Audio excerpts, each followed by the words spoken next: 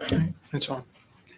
أعوذ بالله من الشيطان الرجيم بسم الله الرحمن الرحيم رب اشرح لي صدري ويسر لي أمري واحلل عقدة من لساني يفقه قولي واجعل لي وزيرا من أهلي هارون أخي اشدد به أزري وأشركه في أمري كي نسبحك كثيرا ونذكرك كثيرا إنك كنت بنا بصيرا وصل اللهم على محمد وعلى آله وأصحابه وأتباعه وسلم ربنا اغفر لنا وارحمنا وأنت خير الراحمين آمين الحمد لله رب العالمين.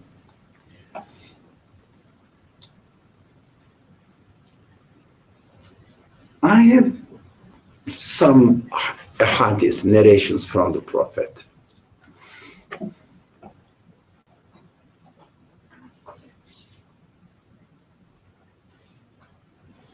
Okay, just explains. It is, if anybody is interested in,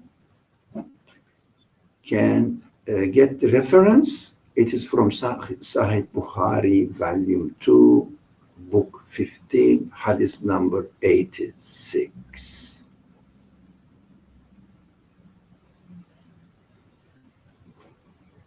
No.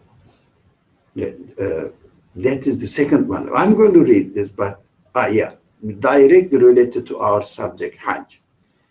Let me read this. Okay, volume 8. Again, the volume 8 means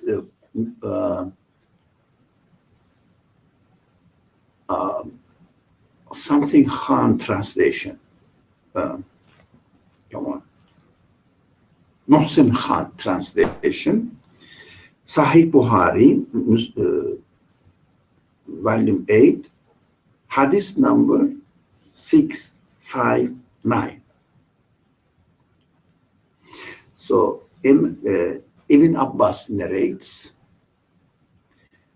a man said to the Prophet, peace and blessings be upon him, while he was delivering a sermon on the day of Nahr.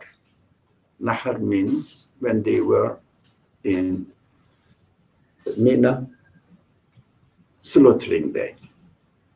A man said to him while he was delivering the sermon, I have performed the tawaf, it means circumambulation of the Kaaba, before Rami. Rami means really throwing the pebbles to the symbolic Satan. At the Jamra where the symbolic Satans are. We will refer to it. But he did something before doing something else. And the Prophet said, there is no harm there. Okay? There is no harm there. La haraj. It's all right. Take it easy. That's all right. It means that's all right, really. La haraj. For native Arabic speakers. La haraj means it's all right. You know, take it easy. No harm there. And another man said, I had my head shaved before slaughtering the sacrifice. Yeah, they were expected to do it later on, according to the schedule we know now, set rule. The Prophet said, La haraj. It's all right. Take it easy. It's all right. No, don't worry. And a third said, during the sermon, people that keep telling what they have done. I have slaughtered the sacrifice before the Rami. It means throwing the pebbles. At the Jamra, where the Rami is throwing the pebbles are taking place. The place is called Jamra, or the 3 Jamarats. You must have heard from the Hajjis, they talk about it. The Prophet says, that's all right. What do you understand from this hadith? There are 2 ways of understanding the hadith. One is, oh, it is permissible to do that. You may do it before, you may do it after. Prophet said, It's all right. That's one way of understanding the hadith. It is good to make fiqh rules. Yeah. Is this the class on Islam? Yes. Yeah. Supposedly on Islam. You don't claim that. Thank you so much. You are welcome. Sorry. So trying to be. So the funny way of understanding or approaching the Islam. So what does it mean? One is, it is permissible. The other one is, I did this before, after this, or I had to do that and then do this. The Prophet says, don't you have anything else to bother? Don't you have anything else to bother? Yeah. You do something, just do it and try to get the meaning behind it. So the way you do it is not important. Doing is important. Is important. Practicing is important. Don't make a big meal out of the rules this way or this way. Do you have to do it this way? No, that way. No. Another way. And of course, we are experiencing here two ways of reading the Quran and the Hadith. One is to get rulings, which is legitimate. You can say, okay, it's all right. You can cut your hair before doing something, or you can do tawaf, circumambulation around the Kaaba before doing something. It's all right.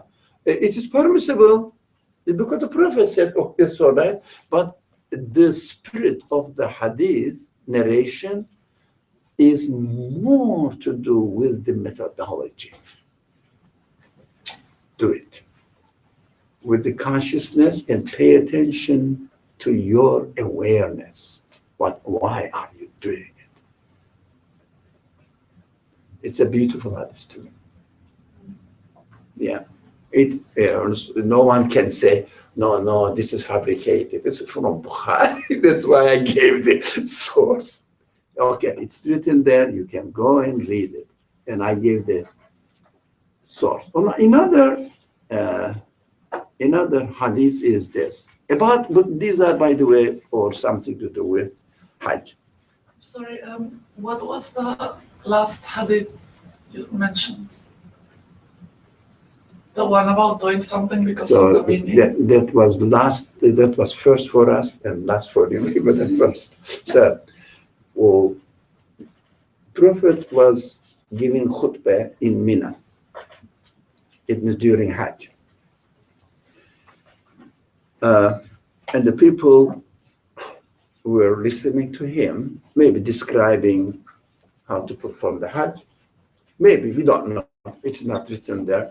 Talking. And people stood up and said that I did this before that. But Hajj, usually what you know, you have to do it first this, and then this, and then this, and then this. Follow. Okay?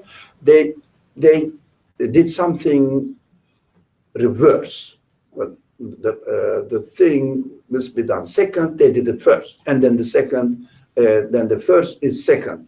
The Prophet said, yes, it's all right. No, it's not hard. There is no harm. And another person stood up and said, but I did another way. The Prophet said, that's all right. That's all right too. It's all right, don't worry. And the third person stood up and said, that's all right. Yeah. You missed the hadith, man. You better be in time. Okay. Inshallah. Next time. Okay, another hadith related to, again, Hajj matters. This is also from Bukhari, volume 2, hadith number 86, if you want to check. Again, Muhsin Khan translation. The Prophet, ﷺ, said, but this hadith needs more, that was a little bit obvious. Compared to others. If you have the open mind, do you understand what you learned from it? That was obvious. This hadith needs a little bit close intention, not on attention. Sorry, we have a good intention, but attention is needed. Somebody is hiding there. No, sit comfortably. On purpose. Yeah. So this is for you, sister. If you don't want, offer somebody else. So we should. There may be somebody else. I'll take it. Oh, look, go ahead. I was going right here. No, take and give somebody else. Offer somebody if you don't want it. Just we don't want them to be wasted. Now let's concentrate on maybe offer somebody. This guy. Yeah. Look. I'm good, actually. If anybody wants, you don't. I have one. Maybe someone else will come that will want. Okay, when somebody else comes, we can offer it. If no one else takes it, I'll take it as well afterwards. Yeah, there is a person who has sweet. Yeah. Okay, let's concentrate on the hadith now. Okay. Is everybody comfortable? Yeah. Take your seat. Because needs really attention. The Prophet said, alayhi salatu wasalam, no good deeds on other days are superior to those done on these first 10 days of Dhul Hijjah. It's very famous among the Muslim culture. The first 10 days of the Hijjah is very important. Okay. This is no other day is more important than these days. You may see that, come on, I'm a little bit sarcastic in order to understand the case. Come on, it can't be more important than Laylatul Qadr, the night of power. Or when it comes to Ramadan, the Prophet said, these are the most important days. When it comes to Laylatul Qadr, this is the most important one. Dhul Hijjah, this is the most important one. What does it mean? We have to pay attention to the context. Now, then some companions of the Prophet sallallahu alaihi wasallam said, not even jihad, even these are more important than jihad. You go and die. And the Prophet said,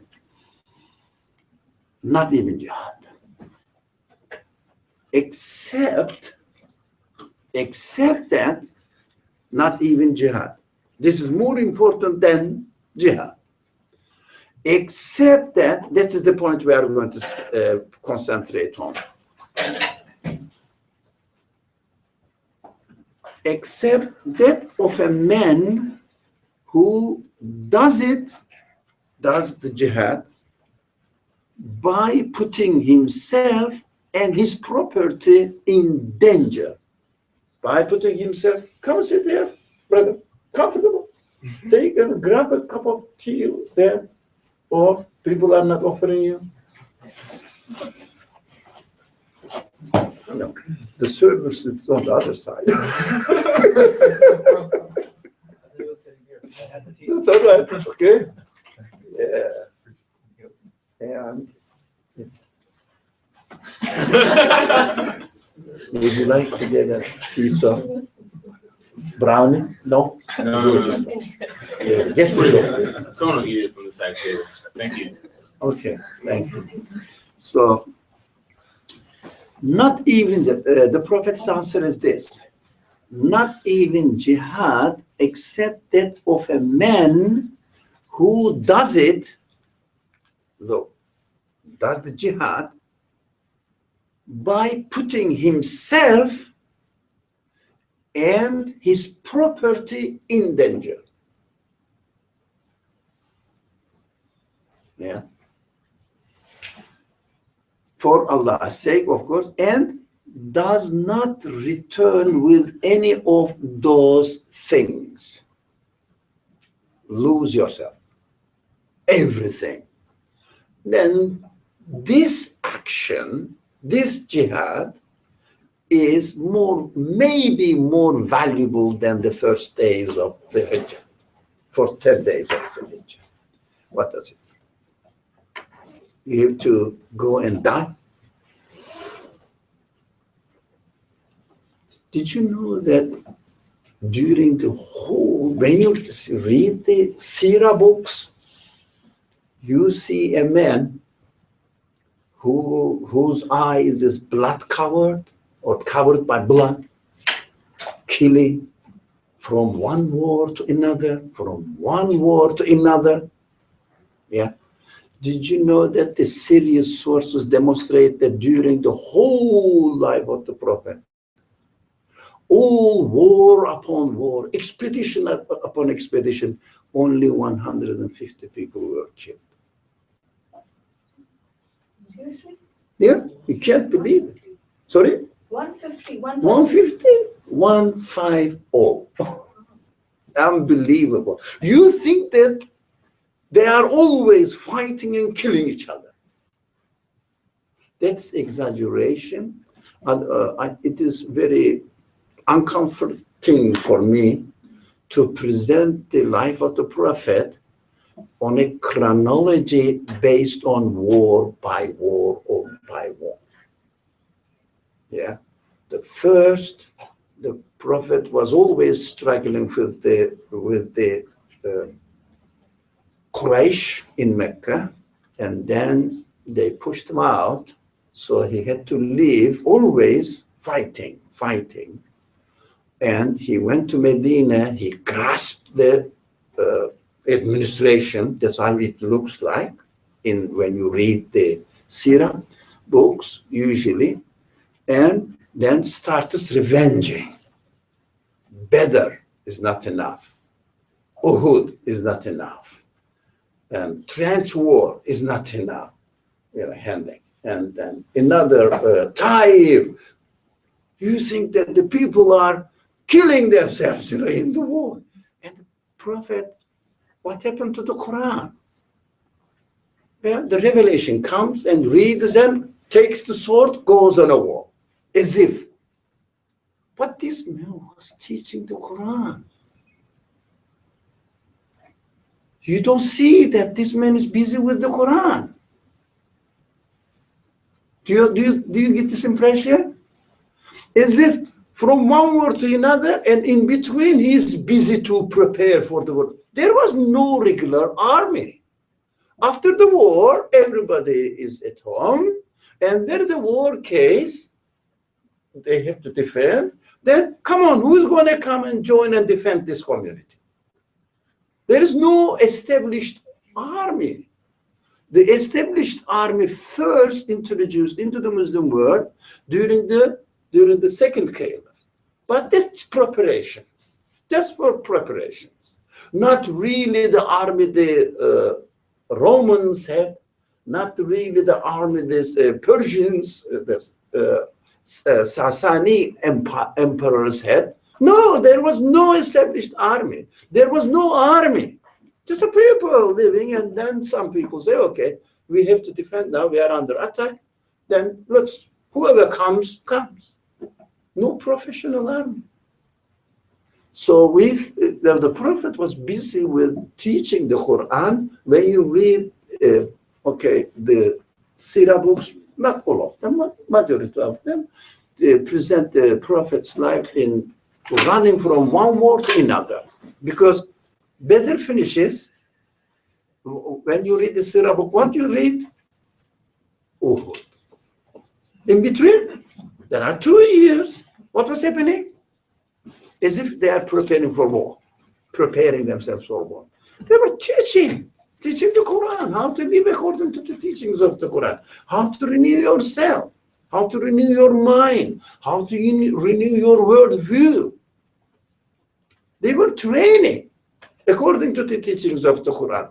That's why we have to understand that the Quran was being revealed according to the life conditions of the people, together with the Prophet. So that is just an instruction how to live in this world under the teaching of God. So you have to do this, you have to do that. That was an example, as if a sample for human life. We have to undergo this training also along with the Quran. We have to let the Quran reveal ourselves. First, read, as we were talking prior to the recording. First, read. So you have to wonder, what am I going to read? I'm a student studying engineering mostly. So I have to read my books? No. This address was to a person who didn't know how to read. Yep, isn't that interesting? Who didn't know how to read? And he says, read. You have to read. Now we have to learn how to read. So you have to go from there. If you don't read, it means you are not into Islam or the first, not the verse, the word of the Quran yet. You may be praying, I don't care. Are you reading? Then you got the first word. Thank God for this. And then carry on. What the Quran teaches, step by step, try to make the Quran your life book. Yeah, life book. So we have to go through the teachings of the Quran throughout our real life. Don't go and say the Prophet's life. It was his life. Now the Quran is speaking to you to organize your life. That was an example, saying that the Quran revealed to humankind in order to organize their life. So you have to organize your life according to the teachings of the Quran. So we have to have always the Quran with us and go through the training together. But after 23 years of experience, you say, I have been training myself in Islam. Now, not after learning 10 words in Arabic, say I know some Arabic. Yeah, I know how to read and write, and maybe some rules of reading the Arabic text. Say, I know the Quran, and I read it. Okay, alaykum salam. So, why I went into this subject, the hadith says you have to, if you join a jihad where you lose your life and all property, then this jihad may be better than the first days of Zul-Hijjah, when you get ready. The first 10 days of Hajj are the days you prepare yourself for Hajj. So in order to prepare yourself for Hajj, what are you going to do? You have to prepare yourself for jihad. Which kind of jihad is it? It is the jihad you are going to lose your self, your property, everything. If you are not ready to lose yourself and your property, you are not ready for Hajj. You are not ready for Hajj. So how we understand jihad? Those of you who read that book, so there it says, Inna Allah ishtara min al-mu'minina anfusahum wa amwalahum bi anna lahumul jannah. So read the 6th section of that book. There is a beautiful commentary on the verse. God likes to purchase yourself on your property so that you will get paradise in return. So what we understand now, killing ourselves. No, the interpretation is wonderful. You have to get ready to understand your reality, use your reality, and don't have any personal existence for yourself, but all depend on God. And use your property, whatever is given to you, your ears, your mind, your eyes, your emotions, everything must be given back to its own owner, the real owner, so you can only use them in his name. Disown them. The first 10 days of Dhul Hijjah, for the preparation of Hajj, we have to get ready for jihad. What is important? It is very important if you read the section in the Quran which is titled Pilgrimage, Hajj, Pilgrimage, the chapter Pilgrimage, Surah Hajj. If you read that surah, it is very interesting, striking though. One verse talks about the conditions of Hajj, another verse jumps into jihad. Have you noticed that? Or notice it? Mixed with Hajj and jihad are mixed within each other. You know, and then war conditions are taught in the chapter on pilgrimage. War conditions, jihad. You understand that there is something, some kind of relationship between Hajj and jihad. It means, what are you going to do? We have discussed about all this, all the previous two sections. This is the third section on Hajj. Prepare yourself to become aware that you are not an independent. You are absolutely dependent on the one who gave you your existence. Prepare yourself to admit that, to become aware of this reality. Don't say, you know, this is my property, this is my mind, I can use anyway, I can study maths, I can study biology, I can study sociology or medicine, whatever. I am free to use. No, it doesn't belong to you. You have to be aware that the owner of your mind wants to purchase it, to buy it from you. Just a minute, he gave it to me. Why does he want to buy it back? Do you think he's sorry that he gave it to me? It's ridiculous. So what is going on there? We have to use it in his name in order to know him. You study biology, okay.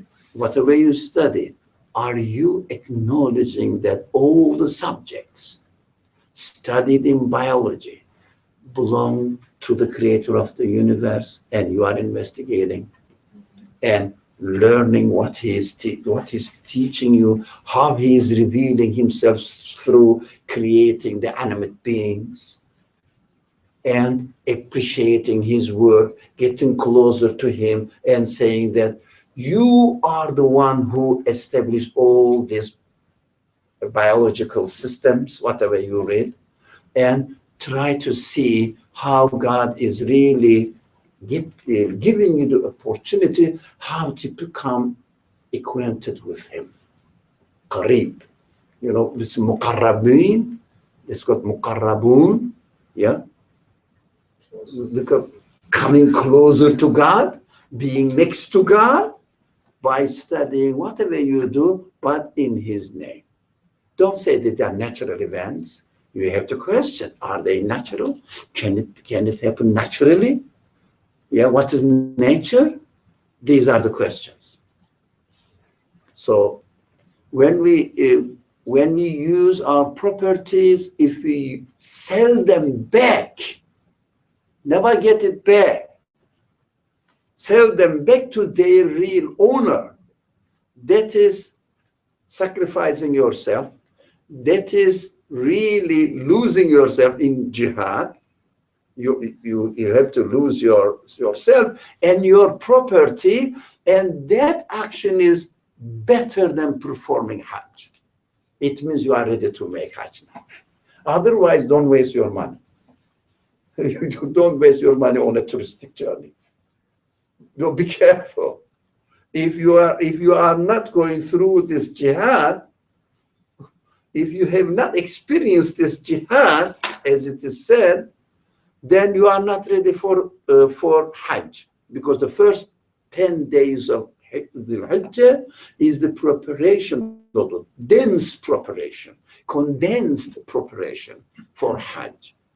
It means renounce your ownership. Become aware of the reality that they don't belong to you. They don't belong to you. Okay. This is the hadith. That's how we should read the hadith. So don't say that, the first days of the Hijjah is more important than even the jihad, so let's fast. No, don't make this beautiful, Allah's beautiful religion look thick, stupid. Is it too heavy? It's reality. It's reality. We make Islam look really idiotic. Just do it. Because the Prophet said so, you have to do it. Yeah? But try to understand the mission of the Prophet, the heart of the matter, and it is difficult. By God, fasting is nothing, it's very easy. Not to owning it, impossible, next to impossible. Fasting is very easy, you can fast. You can just bow and prostrate, it is easy. You can do it and say, okay, I've done it, what else do you want? I perform my religious duties. Yeah, but not to own it, disown it, as the hadith says here, and this person puts himself and his property in danger and doesn't return with any of those things. I am nothing. Do you remember now? That's the declaration of Ihram. Do you remember? Getting rid of all sorts of identities and becoming just one single, unidentified, if you like, with no identity person in the whole crowd of millions. You are just for nothing. You are nobody. You are nobody. That is practical side. But we have to prepare our minds, our understanding of our reality, in order to go on the pilgrimage. Anybody wants to? Another questions? Time for questions.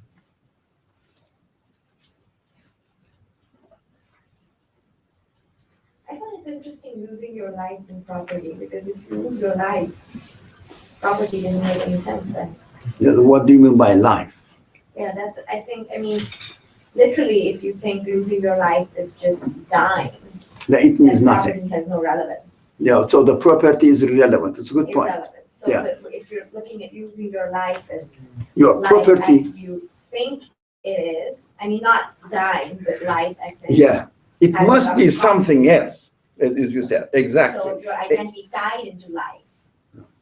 Don't return it back means, okay, I'm on Hajj now, I have the patient, and then when you come back and ordering people, don't return it back. It's a good point, yeah. When you use your life, the property shouldn't be mentioned, but it is mentioned here.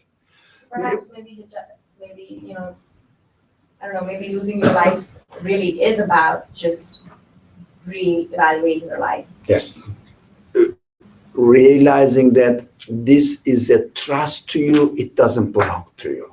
You cannot use it as you want. You have to follow the owner. why he gave it to you. Be honest to the trust. Yeah. So another hadith, and today hadith section will finish. This is also from the again Muhsin Khan, Sahih Bukhari translation, volume 8, hadith number 695. While the Prophet, peace and blessings be upon him, was delivering a sermon, he saw a man standing. So he asked about that man. Now, can you imagine nowadays a person is delivering a khutbah, sermon on Friday, and there is a standing man. He will stop preaching in a regular and formal way and said, "Why are you standing there, man?" That is sunnah. The other one is being robot, is bid'ah, innovation. So he saw a man standing. So he asked about that man. The Prophet said, alayhi salatu wasalam, sorry, not the Prophet. The people said, can you imagine the people who are speaking during khutbah? Stop. Yeah. So the people said, it is Abu Israel who has vowed that he will stand and never sit down. Wow. And he will never come in the shade.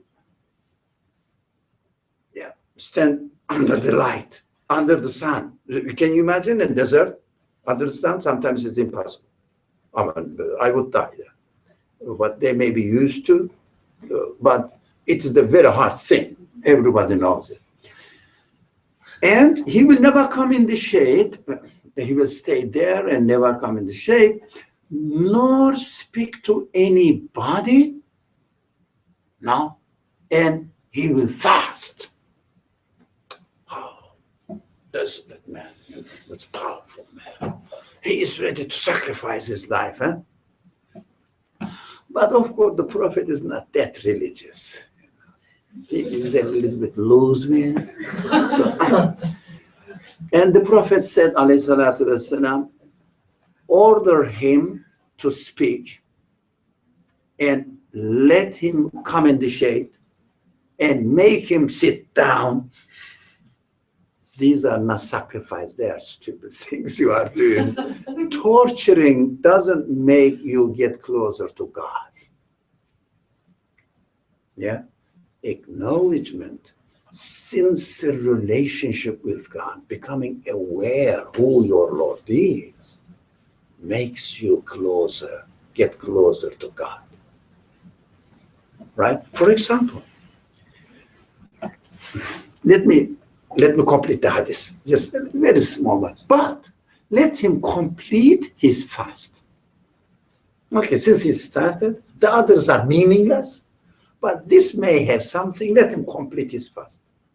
It means, really, if we pay attention to the rules of the Hajj itself, but never understand what they mean, from these narrations I have just quoted to you, we learn that actions themselves have no value. Suffering from all the way going from America to Saudi Arabia, another airport there, how many miles, thousands of miles there, and it doesn't give you any virtue. What is the real virtue? Are you prepared? Are you aware? What are you doing? Why are you doing? Torturing yourself doesn't gain you any value. That's what we learn from the hadith. So there are some traditions, good traditions that the Prophet also used to practice. When we hear through the Islamic legacy, when you read certain verses in the Quran, what you do, you prostrate. These are called ayat al-sujud. Yeah. you make sajda. It means when you read this word, you prostrate. It means while you are even standing in prayer, when you read, for example, the simple one, alaq, and then at the end of the verse, this chapter also, the verse also ends with fasjud waqtarib. Prostrate and get closer to God. Iqtarab, iqtarab. Right. You can do it in two ways again. One is, of course, the Prophet ordered us, when you read this verse, at the end of the verse, you have to prostrate, even while we are in prayer. That is, I call it as the fiqh side of it. I'm not saying no. But what does it mean? Fasjud waqtarib. You can get closer to God when you prostrate. Do you think God is somewhere on the ground so that you can put your hand and get closer? It's obvious. It is obvious. It's not. So the sajda, making prostration should mean getting closer to God. How? Don't you feel that? Don't you understand that? All of you are intelligent people. And also not only intelligent people, the crème of the intelligent people. Yeah? The less educated people among you is me. So, you are intelligent people. When you prostrate, this prostration must have a meaning that you have to recognize yourself that is the way I can get closer to God. What are you doing? You are prostrating. It means you are putting your most honorable forehead on the ground. You understand the jihad, you lose yourself, the previous hadith? Same thing. You completely declare the disownership of your own dignity, your own being, your own honor, and by doing that, you get closer to God. Now, why? Did you get it? So if you don't have this understanding and say that this is farz or wajib, whatever the title you put on it, sunnah, that when you read this verse, you have to prostrate. We have to prostrate now. It is correct, but what does it mean? This, of course, this doesn't really reject that we have to understand this. And when we do something, it must make some sense to me. So I will be feeling that I'm doing something meaningful for me. Right? So fasjud waqtarib is beautiful interpretation of sajda means prostration, means getting closer to God. How? By disowning your ownership over yourself. Yeah? Saying that I have nothing. Yes? Are we anything at all? Whatever you have, whatever you are proud of, I am proud of. Everything is given to me. None of them, even one cell in my body doesn't belong to me. How can I say the eyes, I can see very well and I can think better? They're all given to you. Prostration means disowning yourself. Unless you disown yourself, you cannot get closer to God. So in our typical expression, unless you really realize La ilaha, you cannot say illallah. Get it? You cannot say that I am not God. It means I don't own anything. No one owns anything. So who owns the universe? Illallah. The one who gave existence to the universe owns the universe. Right? Get it? So fasjud waqtarib explains what the hadith says, and the hadith explains what jihad is, and jihad explains how to prepare yourself for Hajj. That's why the chapter Hajj is mixed with the verses, not one section for Hajj and then another section for jihad. No, in between, intertwined verses. Some verses talking about Hajj suddenly jumps into jihad, suddenly jumps back to Hajj again. Why? They are the same thing. Of course, two things are near. One, we have to understand that Hajj is jihad. And another thing is extremely important. We have to understand that jihad is Hajj. If someone says, what is jihad? It's Hajj. Have you been to Hajj?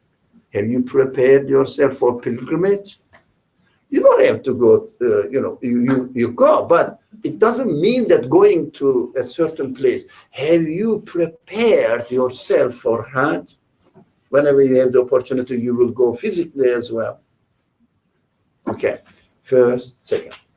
I just thought I wanted to comment on sajda, on the prostration. I feel also in prostration, your heart is above your head. So that's another thing. No, I keep hearing this, but these are symbolic, yeah.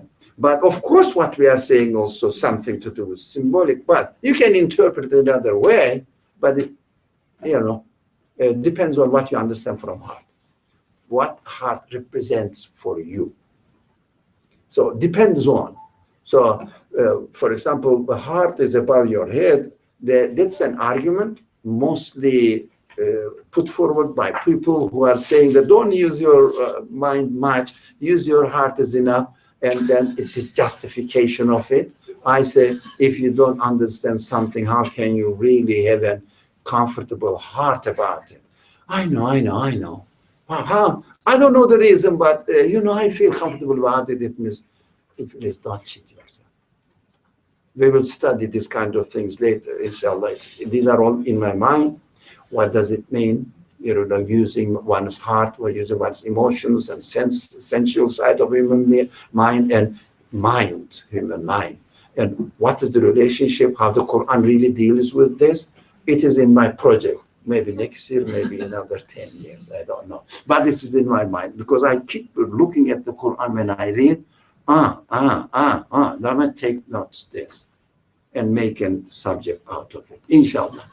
So that may be true, but it needs definitions. We have to be very careful. Not only none of you should take the word, for example, your spirit must be comfortable. What does it mean? What does it mean? Your heart must overcome your mind. What does it mean? Don't cheat yourself. What do you mean? Your spiritual side. This has a very long story. I mean, not the long story.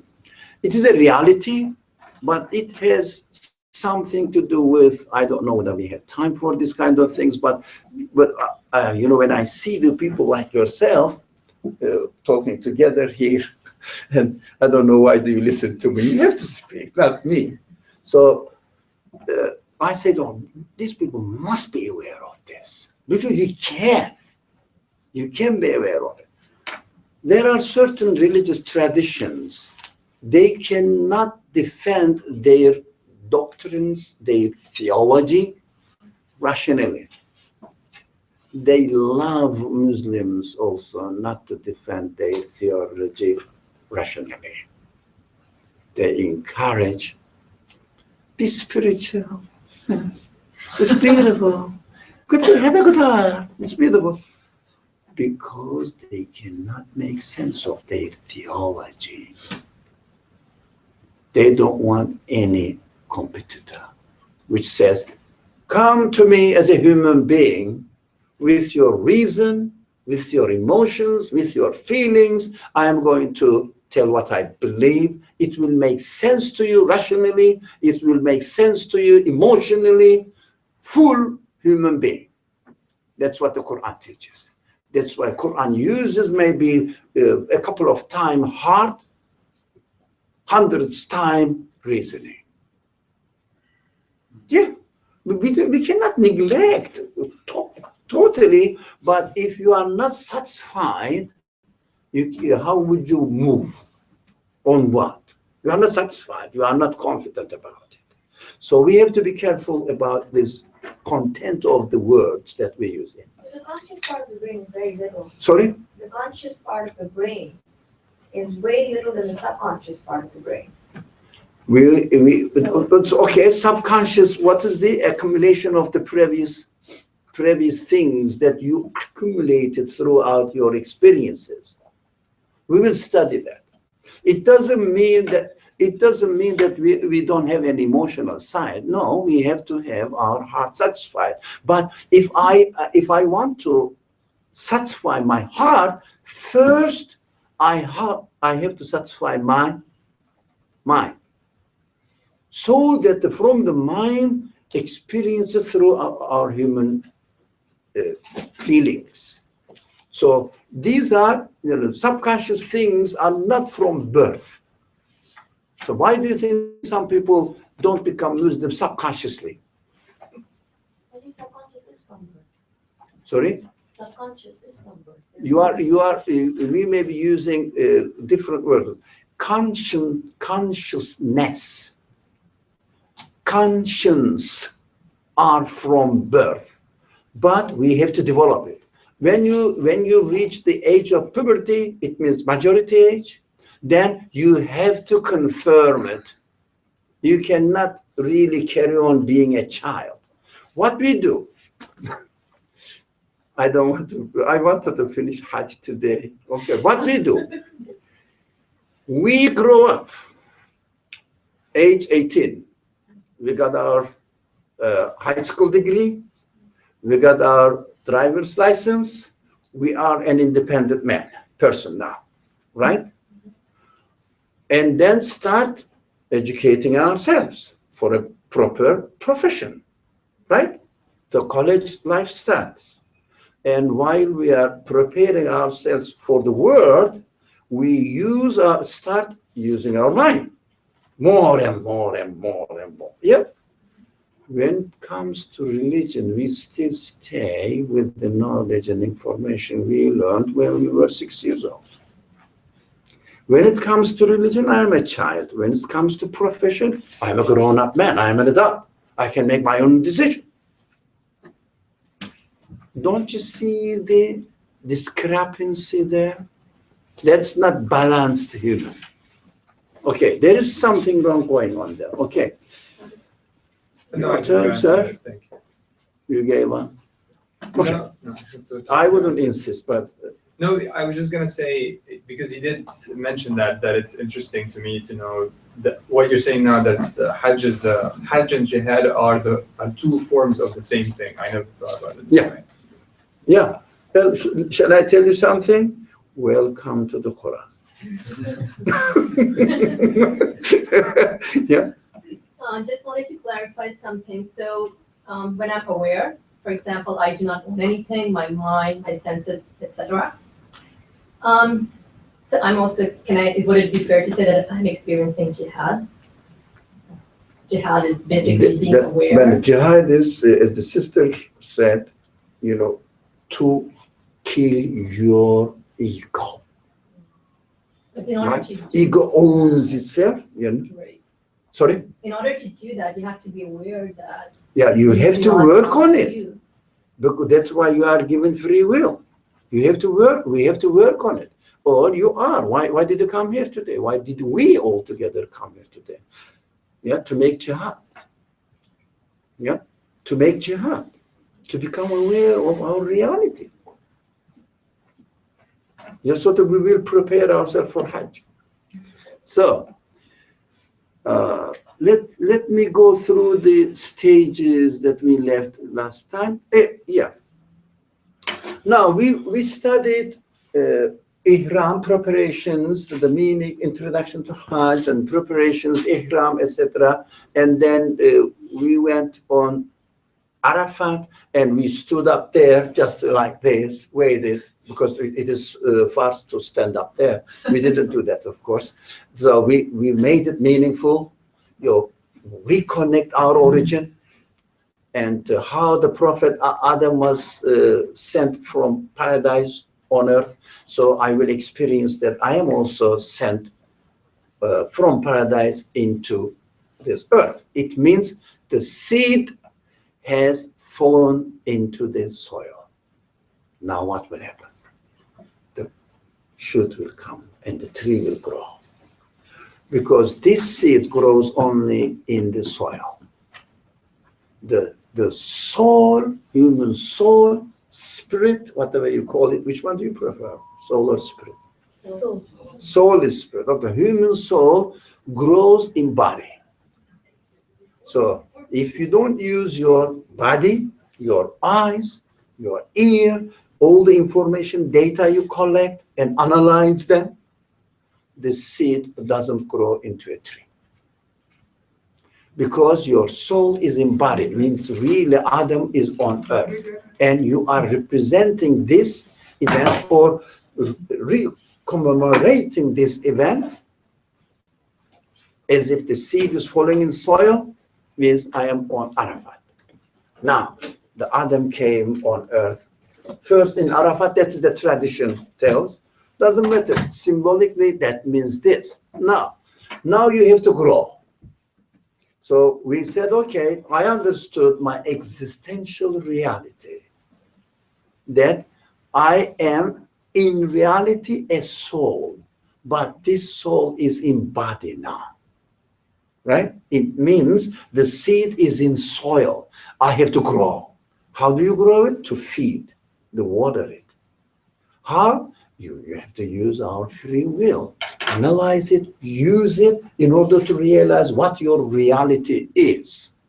Now, this is just a summary of your life. We said in 3 days during the Hajj, in 3 days, 1 day in Arafat, and until evening, then you have to go. So just reconnect yourself with your original source, right? Okay. We studied that, and we went to Muzdalifah. From there, the time was for Maghrib, to pray Maghrib. The Prophet said, no, go. What? It is time for prayer.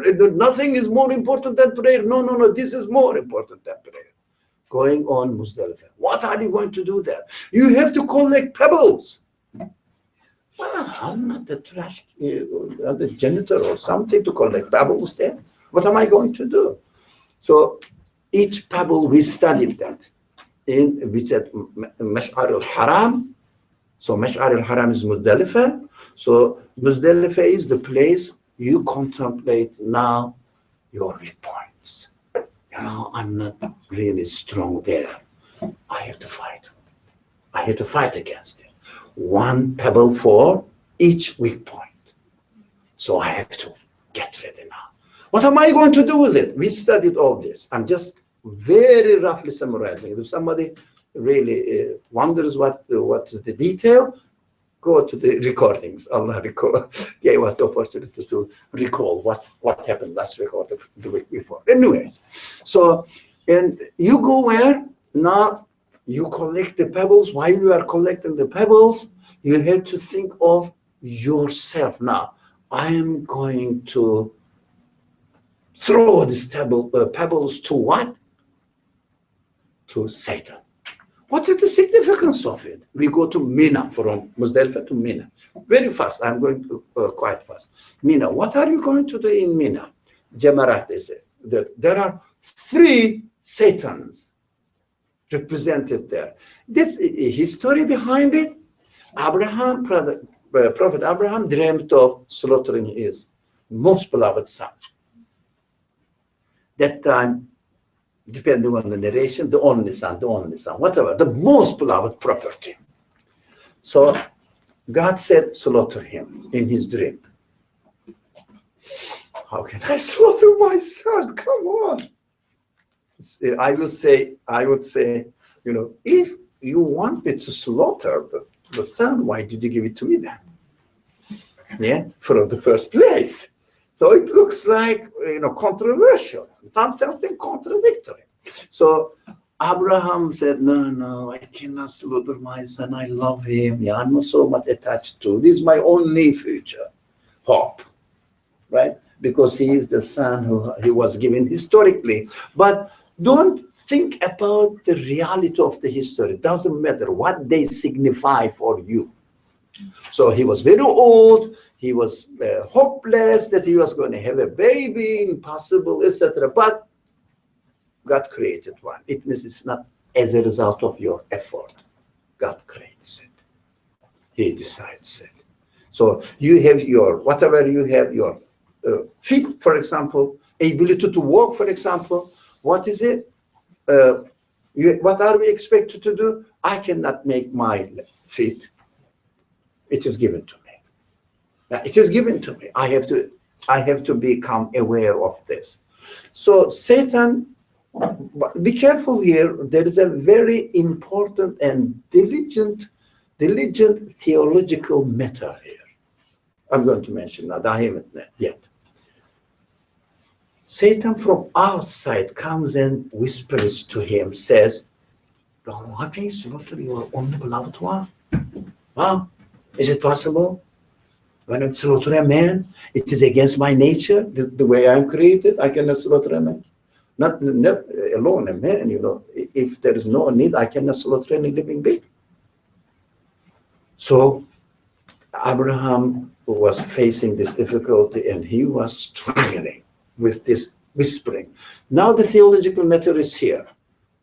By saying Satan, the Quran describes also, Satan whispers you.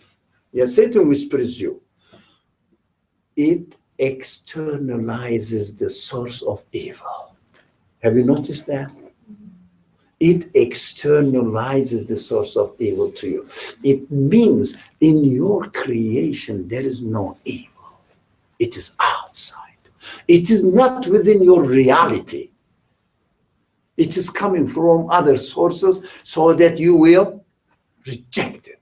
My simple example, always I use this example to show that how well I am educated in mathematics. 2 + 2 makes 4. Yeah, I know mathematics. So 2 + 2 makes 4 absolutely fits your nature. You approve it. You confirm it. How about 2 + 2 makes 5? That idea comes to you, yeah, from outside. Comes to you. What do you say? It is not within my nature, though. That's what the test is. Comes from outside. So no human original sin. Do you understand? That's why you throw the stone, which says, the stone says, this is my weak point, but this weak point is not inert in me. It is external to me. I have to practically also externalize it. Get it? It's very important. So human beings are created perfect. So trust yourself. Don't blame yourself. When you say 2 + 2 makes 5 and I confirm, I endorse it, that is your mistake, but this is not your nature. That's not the way you are created. This is not the inert ability in you or potentiality in you. It's external. Establish your trust within yourself. Trust yourself. Just contrary to certain, everybody knows, certain religious tradition, original sin is human. No. That's the practice of it. Right? That's very important. Theologically, very important. It helps you a lot. It builds a self-confidence within yourself that there's something is wrong, something is, you are saying, you keep saying that 2 + 2 makes 5, symbolizes all sorts of mistakes. Yeah? You understand 2 + 2 makes 5 is mistake. It is not within you.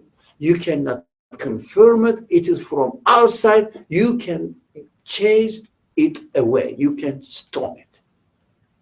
That's what stoning means.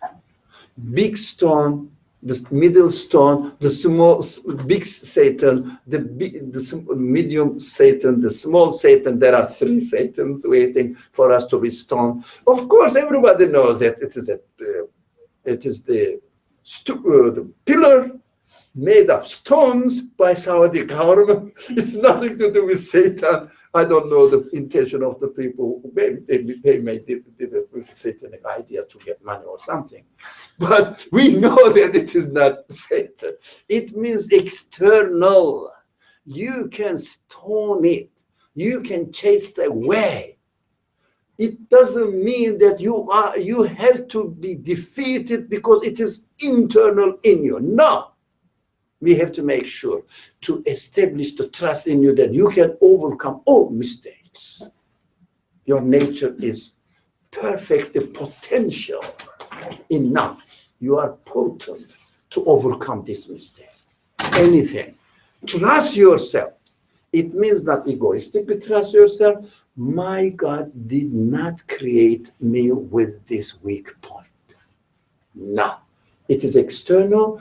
It is, how do you say, assumed later on. How do you say? There was a word for it. Acquired? Acquired. It is not fitra in Arabic, nature. It is not your nature. It is acquired. It is learned. It is not in you. So that summarizes really stoning in Mina. That's beautiful. So we mentioned that, but it is again worth mentioning again. You don't have to have a big stone because you are just practically really reinforcing your trust in your creation. Do you understand? Reinforcing your trust in your creation. Don't say that I am evil. Don't say that I am weak. You are not. You are not. You are not evil. You are not weak. You are created perfect. But you acquired weakness. You acquired some mistakes. Then accept and be aware that it is external to you. You can shed it off like a cloth. If you don't like this cloth, take it off. It is not your skin. It's not your skin. Take it off. Trust yourself. It means not egoistic trust. Trust your creator who created you with a perfect potentiality to overcome all problems. Whisper it from outside. If it was natural, it means if sinning and evil was in our creation, it means our creator made a mistake. It would mean. Because he created me with something wrong. My mission doesn't work properly. It is not my mistake, it is his mistake. If someone is going to be punished for it, he must be punished. No, it doesn't make sense. It's contradictory. It is logically inconsistent. That's why we have to, it is very important to know that we are not originally sinful creatures. Not from creation. They are all acquired from, they are whisperings coming from outside. That's why, if you notice that in the description of the Quran, that Satan asks God to give him permission to get closer to human beings from right, from left, from behind, from front, never in. Do you understand that? Never inside. Satan, evil, never can penetrate into you. That is extremely important. We are all guilty, conscious people. When everybody comes out, you are sinful, you are sinful, you are sinful, you are committing sin, you are committing sin, everybody is waiting, the hell is waiting for every one of us. Yeah. But we have to make sure that I may be sinful, but it is acquired, I can get rid of it. It is like a cloth. I can take it off and get another one. Yeah? Somebody want to like this? Well, I was gonna say it's like, in that sense, it's very empowering the way you describe it, as opposed to the way that evil is sometimes conceptualized. When people are stoning Satan, they're stoning aspects of themselves that they find that they are taught to believe are evil, like certain instincts or ideas.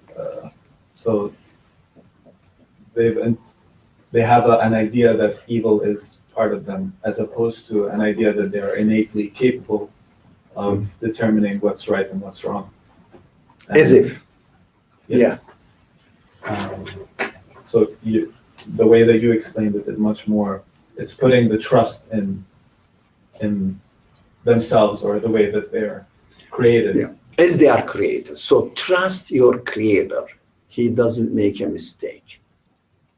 So the maker of this computer, this is a simple example, made this computer working perfectly, but I hit it somewhere and broke something. It's external. Yeah.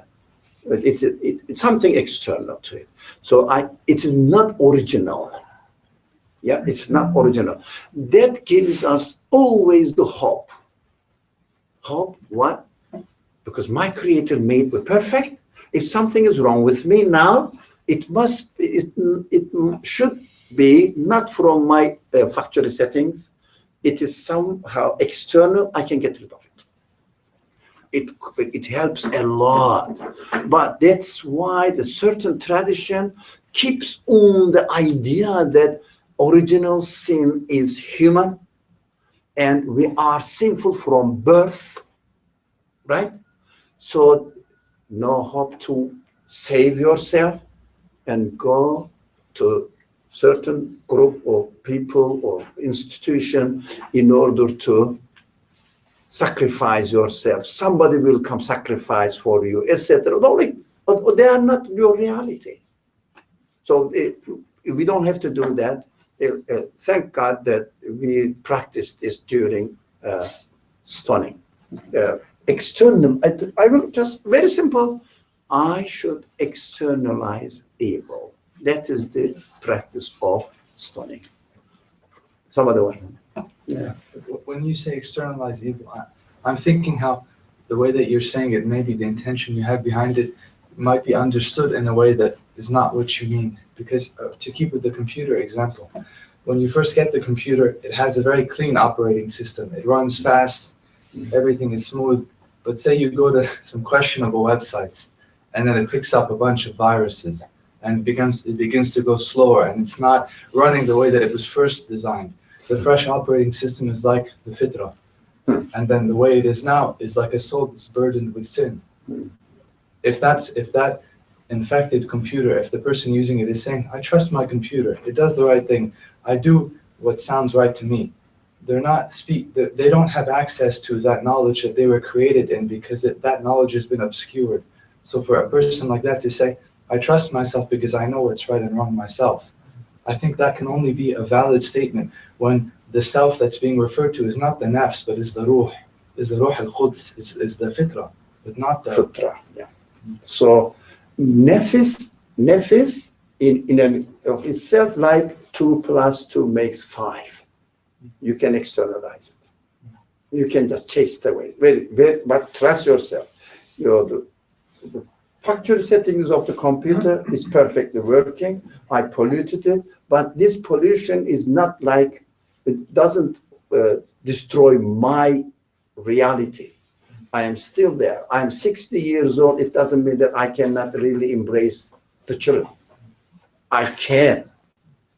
No one says that until you die, there is no way to lose hope.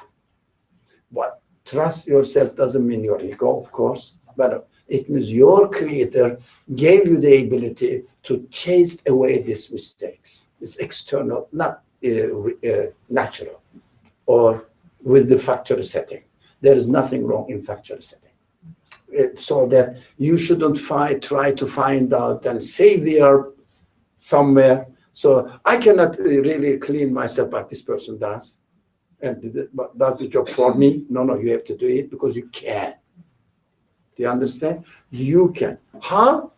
Turn to God. It means sell yourself to God, acknowledge that He is the owner, and give your properties to Him, use your properties in His name. You will go back to your previous or factory settings. It is possible. It is factory settings there. If you like, mother board is clean. You name it as spirit. Motherboard is clean. So the evil is the Satan is from outside. Whisperings are from outside. But realize that it is external to you. It is not in your nature. Some people say, I cannot correct myself. You can. But as long as you say that I cannot, yes, you cannot. But you say, no, I must be. My Creator is perfect and He made me perfect. So I must be able to do that. That is the window to hope. Why? It's not a wishful hope. It's a real hope. You can do it because you are perfect, created perfectly. So based on, excuse me, what you're presenting to us now, just wanted to reiterate again on the satanic whispering. So it is our own created perceptions, ideologies, because when you're in a newborn state, don't have any acquired. That's where the best word is. I think I like the iktisab. That's why Quran uses the word لها ما كسبت وعليها ما اكتسبت. Iktisab. It was acquisition. So we acquire. We say no, I can't do without this. No, turn back to your nature. You will understand that you can do without that. So we made them up. It is our own created perception, conception, idea. Yeah. My question is, you say that we know that the mistakes are something external, that internally innately I am, the motherboard is clean. So my question to you is, how are we supposed to confirm that sin is not internal, that it's external? Is it because the Quran says so? No. You're not following that methodology. So look at yourself. Look at yourself. Now, not the Quran says so. Quran suggests this. Quran suggests to you. Quran speaks to you as a guide. So you say, there's an idea, but there's a book here, says I am the word of God, and your Creator is speaking here. So, okay, let me see. He says, you are pure and absolutely perfect in your creation. Your Creator made you in the perfect way, and whatever He creates is perfect. So whatever He creates is perfect means Satan's whispering, that anything comes to my mind which is not right, is also, Quran says, this is my creation, it's perfect too. What are you going to do with why the Satan keeps whispering me? 2 + 2 makes 5. Yeah, or 3. And never 4. Have the sense to decide. Sorry? Because you do have the sense to decide whether 2 + 2 is 3 or whether it's 5. You are given options. Yeah, you are given the ability. You are given the ability. You are giving the ability to recognize it. Yeah. And you go back to the Quran and said, you are right. You are right. I'm created in my creation. I'm perfect. And my Creator made me perfect. Because you can recognize that 2 + 2 makes 4. You can at the same time recognize that any other answer to this equation is wrong. You can recognize it. It is with you. But you receive the guidance from the Quran. You confirm the Quran after experiencing yourself. So you cannot say that by birth, whatever you mean by, of course, the biggest Satan in Islamic tradition, the Quran, the never forgiven Satan's whispering is never forgiven. Whispering comes from Satan. Share. Share. Describing partners. Yeah, it means ascribing divine power to created beings. Can you buy it? If someone says the atom has the power to create you, it's obvious. It's obvious. Inshallah, I'm intending to study Abraham. Abraham's story is beautiful. I'm excited about it. Inshallah, we will study this after Wednesday, after finishing free will. So his argument is so clear. We will see that so clear, so simple, nothing sophisticated. 10 billion years ago might have happened. No. Don't tell me stories. Tell me my reality right now. Right now. And that's how Abraham demonstrates it. Abraham, that's what we learn. We learn from him. It is very, confirmable reality that I cannot approve something wrong. For example, somebody says, no, not the atom, but there are some UFOs flying there. They really, like the children, they ask, when a mother hears another baby, what they say, there is a bird brought the baby. Yeah, and the child takes it seriously and said that a bird, I don't know the name of the bird. Stork. Yeah. Is this right? Stork. I don't know how to say it in English. So stork brought the baby, and for a while they believe, and then they said it's a false story. So we know that no one can bring the baby. No one can cheat you. Baby grew itself. How the cell will know what will happen in the future? I cannot know. Don't tell me this story as Abrahamic tradition teaches us, and it is really correct. Now tell me, you are growing from one day into another, right? You were one day younger you were one day younger yesterday than today. Yes? And who grew you from yesterday into today? Who is sustaining your existence? We studied a lot about these subjects in our very, very years ago previous discussions. So the self-subsistence of God, the creatorship of God, and existence, continuous existence, etc. These are the foundations that we studied. So you understand that it makes sense, and I should not fall into the trap of whispering again, which says, you are internally evil. You cannot solve your problem. That is what Iblis is. Everybody knows Iblis. Don't say, was Iblis a jinn? Was Iblis an angel? Blah, blah, blah. I go, why are you talking? What does it signify? What does it signify? Iblis is the one who is the source of despair. Iblis really means despair. It means you cannot solve your problems. You cannot do this. Yeah? That is Iblis. Makes us believe that all weaknesses that we are experiencing is not external, but internal. You cannot get rid of it. Motherboard is wrong. That is Iblis. And we know that it is wrong. Okay, somebody want, I've seen it, and yeah. So how would you define addiction? Like what is That's your acquisition external. You have to go back, reverse the movement. But so if I'm addicted to alcohol or something, right? You can get rid of it by rehabilitation centers. What are they doing? No, that's why they are taking you back in the reverse. If you decide you can do it, but if you are used to not to decide, then it takes time. It is, it doesn't mean that it becomes your second nature, because your nature is pure. Nothing can really pollute it. But you can only, like the typical example, the mirror.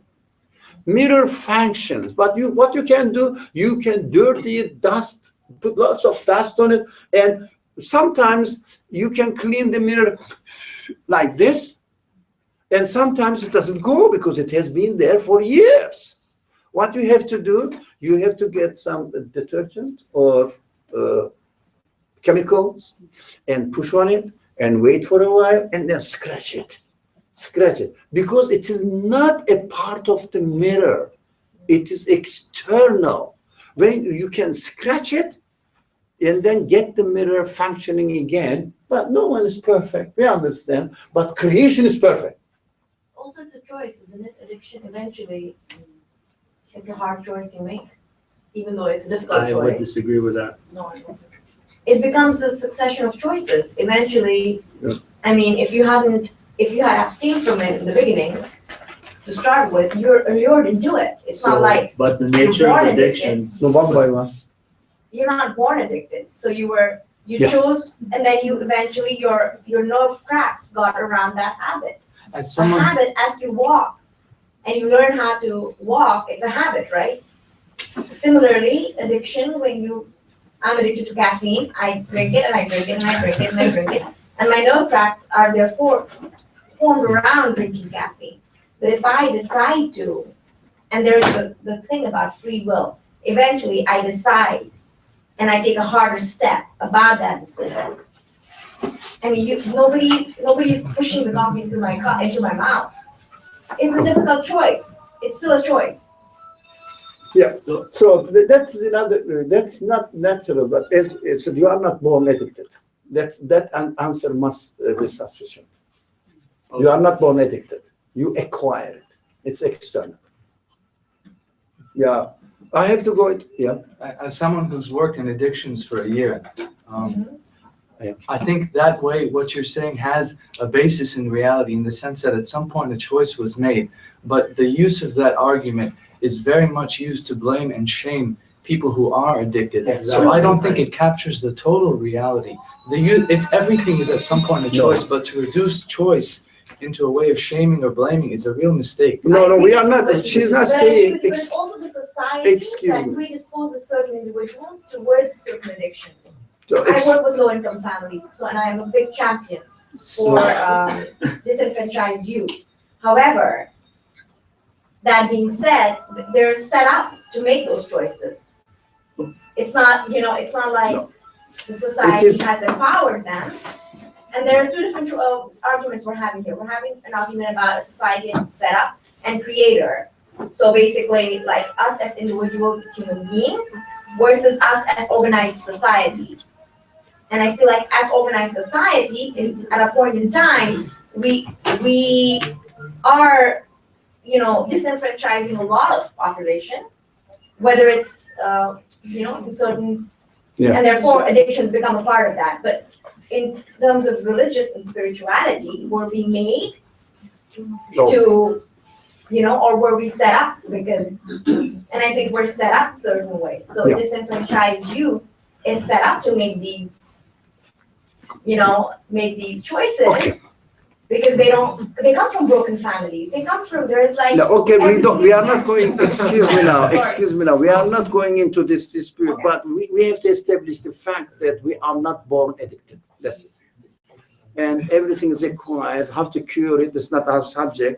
We are stoning the Satan, and we have to go somewhere else as well. We have to go to Mina, and in Mina we have to also, after stoning the Satan or whatever, there is another process that you slaughter. What does slaughtering means? So it symbolizes what? We may think that we shouldn't slaughter, but we know that every day we eat meat. Or vegetable. Eating meat is giving an end to a living being. So it is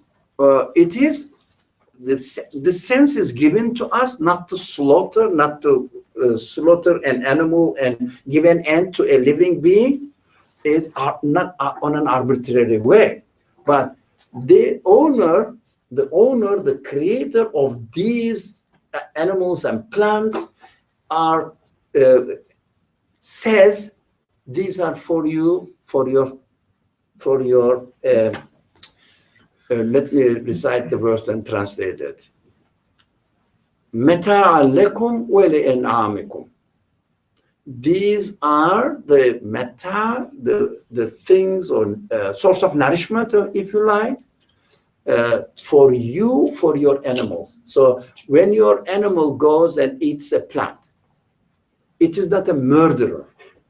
The purpose of the existence of the plant is to feed, to become a food for animal. And the purpose of the existence of the animal is to become a food for you or for other animals as well, depends. So this is the circle created by the creator and said, that's how the universe has been established. Now you acknowledge it. Acknowledge means, look, this animal is from me and you can eat it. It is the present given to you. Use it. I'm giving it to you and you will use it. So some people say, no, we shouldn't kill animals. Okay, well, is it really true that I respect animals? The Quran says, look, you cannot eat, not necessarily animals, everything.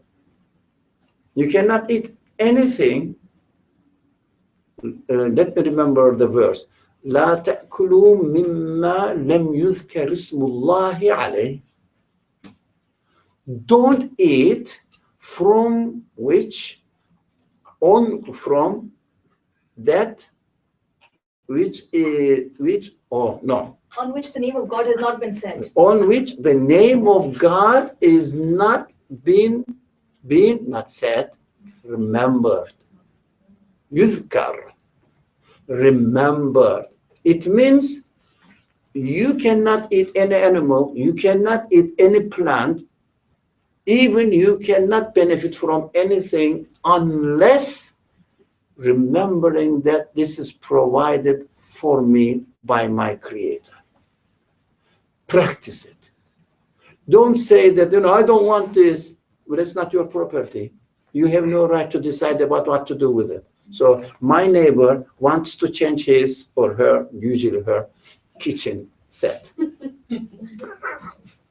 So of course the husband has to suffer for it, and you have to pay. So can I say, no, you cannot do that? It is his property. It is his responsibility, and he will take care of it. So the creator says, I have created it for you, accept this. This symbolizes Abraham's son. If I order you to slaughter it, you have to slaughter it. It's my property, not your property. What do you say that, no, Abraham is the most important, no, my son is the most important property for me in this world. I cannot really get rid of him. It's not your property. Who said that the son, Quran doesn't mention the name, that's why I'm not mentioning the name, not to cause any problem between Isaac or Abraham, or it doesn't matter. Your most important property. So this is most important property trusted to you by me. Acknowledge it. How can you acknowledge it? It's not yours. It's not yours. I can dispense it in any way I like. This is my property. Acknowledge it. Practice it. So are you ready to slaughter your most beloved son, daughter, for me daughter.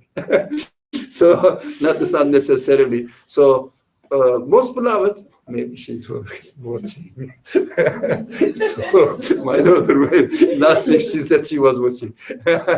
So the streamline. Live streaming, sorry. I introduced new words to English. So, anyways, so the daughter or whatever you love, your husband, your spouse, whatever, wife, whatever, or your property, when God says do something and do it, in order to what? Acknowledge that I am not the owner. I am not the owner. So this doesn't belong to me. My neighbor can, the next door apartment or house belongs to another person. He can destroy or take everything down from their kitchen and live in another setting. None of my business. It's not mine. I'm not here to do anything. So my Creator says, slaughter your most beloved one, which means don't use, don't eat, don't consume anything on which God's ownership has not been acknowledged. That is the translation of the verse. Not said. No. But I said, Bismillah, instead I'm slaughtering my ram or sheep. My sheep, still. I'm saying, Bismillah Rahman Rahim. What are you doing? I'm slaughtering my sheep. It's not yours. That acknowledgement is required. So practice it. Practice that everything belongs to not you, but somebody, the owner of the universe. Practice it. What's the purpose of this feeling then of Abraham's or us that it's it's something that goes and then when you answer that also, is that considered going back to the nature thing? Is it within my nature? Why is it in difference with the reality of? Yeah, this sense is given to us not to be used arbitrarily. Yeah, that's why the Quran, if you like, teaches us, or the reality. In our reality, we know that although I have a feeling not to slaughter anything, otherwise you will become a Hitler or Stalin. We slaughter everybody for your own project, Yeah. So it says, no, I shouldn't slaughter. But if the owner says, this is yours now, I have given it to you as a present. For example, you are getting married, your uncle comes, good uncle. Not everybody has that good uncle. This is the apartment in New York for you. Just sit here and this is yours. What do? Would you like to have one? I would love it. So, and use it. What you don't say that, no, it is my uncle's. I am not using it. He gave you the permission. But if you say this is mine, no, that is wrong. That is the purpose of the teachings here, really. Why are we being tested here? To acknowledge the real owner. Everything, even your body, it doesn't belong to me. How am I going to dispose it or use it? Not according to you. It doesn't belong to you. You cannot cut your finger because it doesn't belong to you. Right? That is the exercise of it. Now, shall we go to Kaaba? From there, what about the people who didn't go to Hajj, like they have to slaughter, and how does that work? So the same thing, it's not, but that is the practice there. But in the dense practice there, you practice here, if you like, here, and also not only in during the Eid al-Adha. It is just a ritual.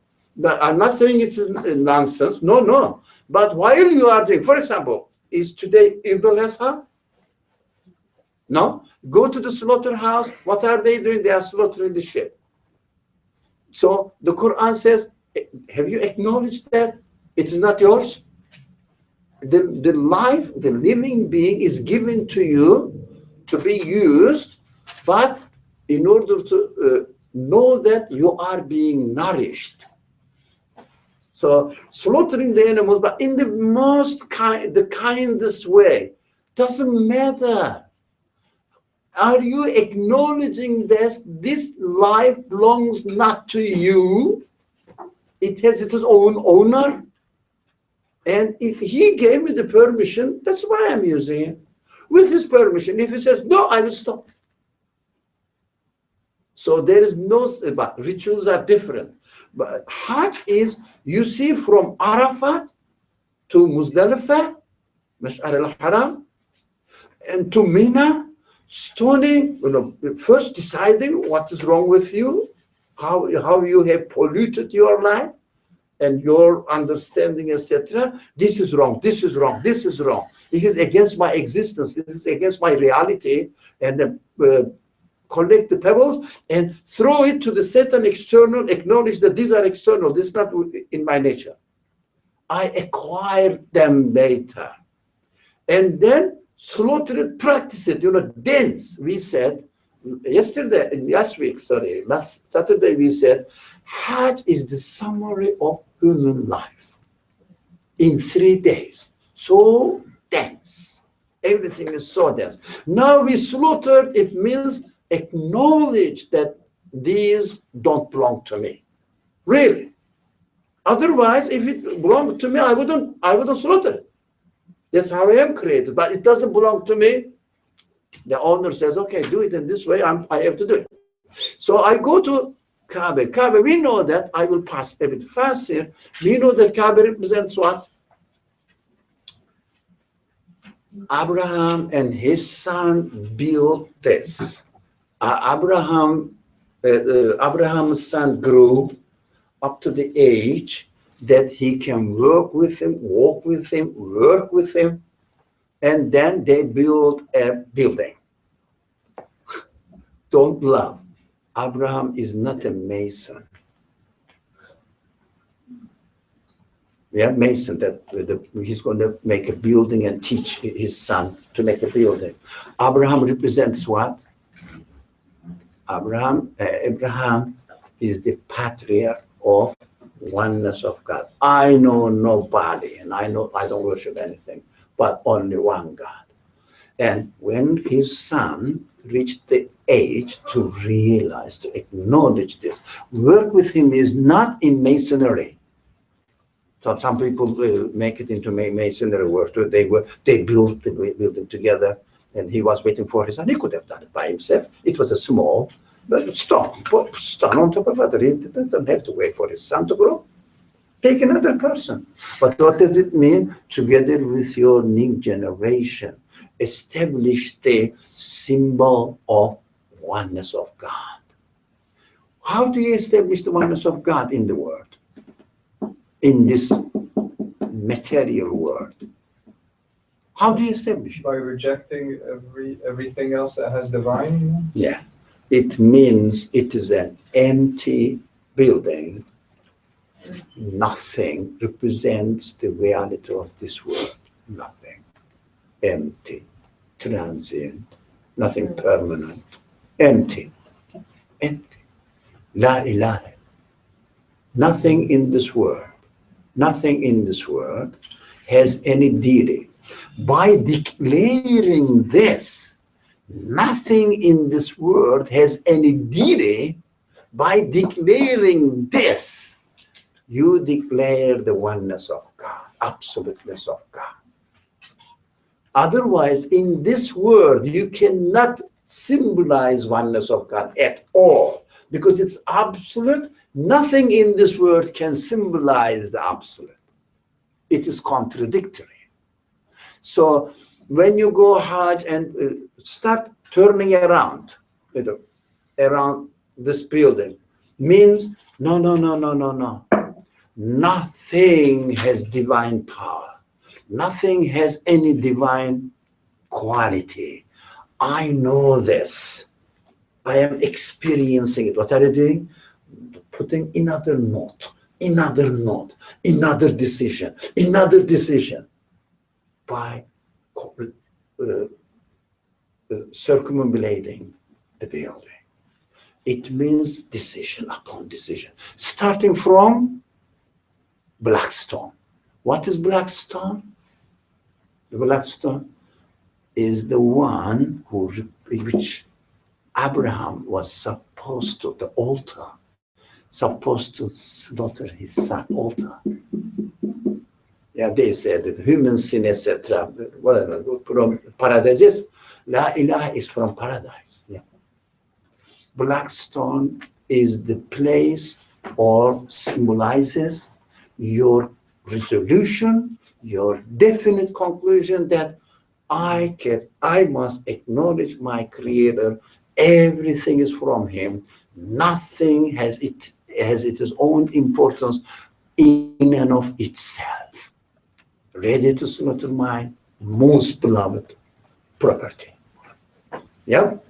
So starting from there, this decision is made now, go and come back again there. Go and come back, because we need to repeat. Not the meaningless repetition. You're again and again and again and again. As if you are tying up something, one knot is not enough. Another one to make sure. So resolution is reconfirmed. If you just go around the building, okay, the Central Park is much better place to go around than walk, which is pleasant. This is just a black stone. Okay, somebody. The circumambulation. Does that represent like exploration of the world, or like looking? Kind of like I don't know. What I understand, that's my interpretation. Making your resolution again and again, it means tying it up, putting a knot on it again and again to make firm that no, I am not going to go away from the reality that this building represents, as historically as well, represents nothing deserves to be worshipped in this world, because there is no deity belonging to anything in this world. That place is empty place. That's why it is not beautified, it is not decorated, there's no architectural value, no decoration on it. But of course, some people love to put some silk thing on it, as if we are making it wear something valuable and dirty. To me, it's dirtying the Kaaba. Kaaba must be as simple as possible, that you should see no value in it, because it represents the no value of this world, in and of itself, of course, right?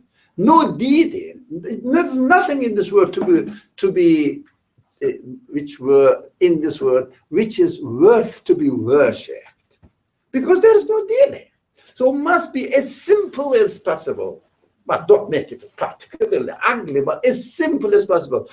No one is allowed to put any ornament on it, but unfortunately something happens. We are human beings. We love decorating. So we love decorating our fetishes. They turn the Kaaba into an idol. Yeah. So there's no need to like, and I don't mean to disrespect anyone, but there's no need to like stand there and like look upon it and start crying or something, or I don't know of those things that people usually this describe. Is and I know that this belongs to the person. Maybe they're feeling something, but just for me, as far as I'm concerned, I don't feel like when I look at it, there's this amazing thing that I just. Like now, that's not amazing. Yeah. Nothing amazing. This building is much more, millions times more amazing than the Kaaba.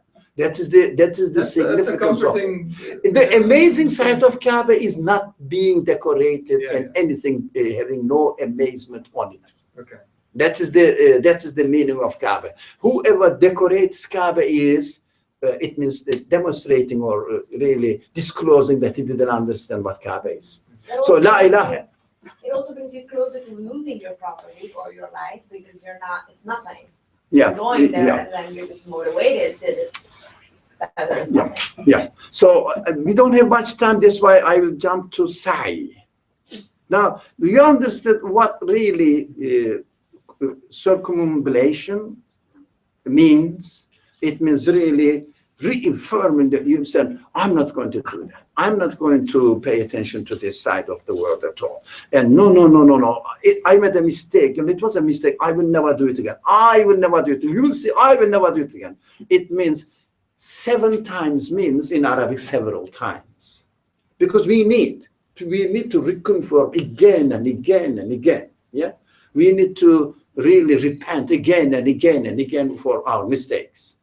So that is ritualistically, the Prophet said, okay, do it 7 times. Okay, all right, I understand that. But really don't miss the meaning behind it. Sa'i. Sa'i means going running between Safa and Marwa hills. We know this story. The son is there, desperate situation, no hope whatsoever. But there is no hope. Let her die. No, you cannot do that. What you have to do, you have to work. So from one possibility to another, try your best. From Safa to Marwa. Go there. Oh, I couldn't do anything here. There is no hope. Maybe there, maybe there. Go there. Sa'i means run. Pursue something seriously. Sa'i. Yeah, the Quran says sa'i to God. Run to God. Right?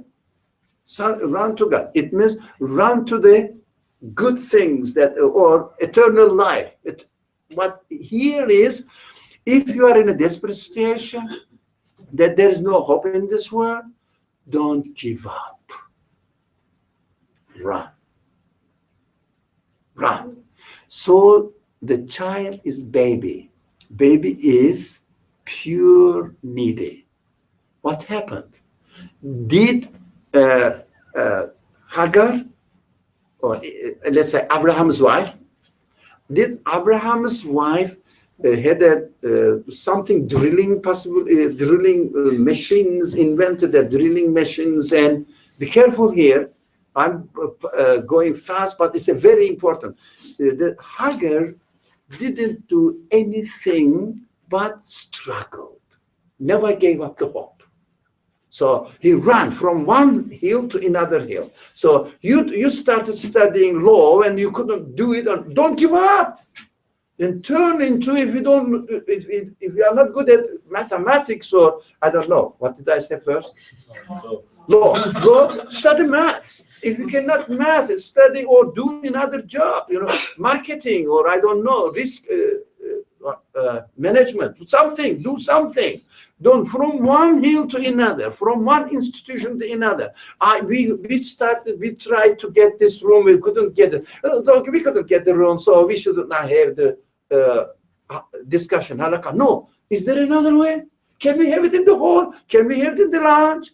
Yeah. So is there any other room available?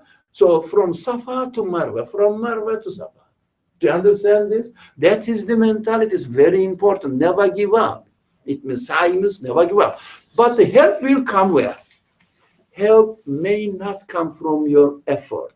As a result of your effort, the child himself just dig the earth. Help came. The help doesn't come from your effort.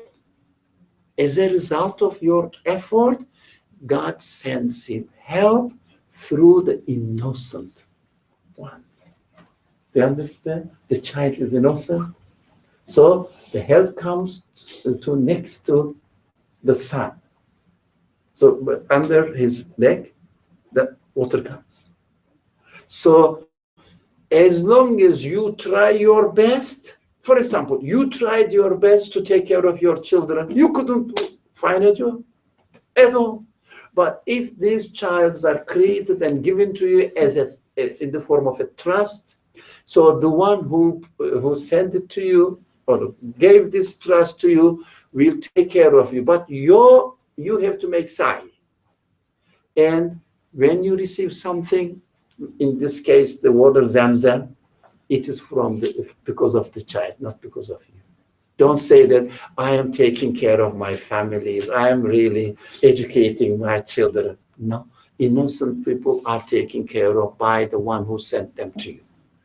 You have to work, but don't own it. No way to own it. Can Hagar say that because I ran from one hill to another, it generated water? No. Do you understand? Do your duty, God will respond. As the Quran says, min haythu la yahtasib. You can never count. You can never imagine. The help comes, but you have to do your duty. It means we have to attempt the causes, but the result will come from another way. You study something, and you end up becoming a, let's say, businessman. But can you imagine if you have not studied at all, will you become a businessman? No. So Allah will respond, God will respond in another way, but we have to do our best. That's what I understand from Sa'i. So when you are going from Safa and Marwa, experience that I have to struggle. So never give up. That's why summary of Hajj. At the end, we cut our, with the Hajj finished now, this 3 days dense, very condensed, intensified experience of human life ends up with, okay, now I have to cut my hair, put my hair nicely, trim my beard, and take care of my life. It means go back to the normal life with a resolution. It means cutting hair. Why do we cut hair? What's the importance of it? You know, to take care of you. Yeah. You say everything, I took everything off now. Now that's real life. I'm going back. I was in the situation of my spirit, yeah, as if everything belongs to God, and I never commit any sin. I do no mistake. Even I don't kill one insect. Yeah, I don't even really interfere into God's ihram. You cannot really one hair off, for example. You cannot do any harm. You cannot trim your nail. Anything. Don't interfere. Accept the creation as it is. But that is what spirit experience. But now in reality, spirit lives in body. Body needs food. Body needs to breathe air. Body needs to take care of, clean itself. Yeah. So while I am interacting with my worldly responsibilities, I have to understand that I am doing it with the consciousness that we all belong to God. I'm going to experience my God through my interaction with the world. Here I am. Never say that I am in a spiritual world. You are in bodily world. Yeah. Hajj is just preparation, if you like. Coming from paradise, getting on earth, or being on earth, and then preparing yourself, establishing your fundamental principles. Now go back to real life. It doesn't mean that start polluting. No. Interact with the world with these principles. It doesn't mean that, okay, I came from Hajj now, I'm not going to work anymore. Why did you cut your hair then? You have to. Why did you get out of Ihram? You have to. Your spirit is in body. Never forget. After you die, your spirit will be there. When you die, okay, you are in the world of spirit. But after you die, not before you die. So accept your reality that you are being trained here. Through this training, it doesn't mean that you are going to pollute yourself. Through this training, you will put into practice your resolutions that you have realized during Hajj. It means deal with the people as they are created by God, and deal with them as they are given to you in the form of trust by God. When you use your abilities, never say that I'm very clever, I'm smart, I'm talented. God enabled them. I have to use them in the name of His honor. سبحانك لا علم لنا إلا ما علمتنا إنك أنت العليم الحكيم وآخر دعواهم الحمد لله رب العالمين. So welcome back home. From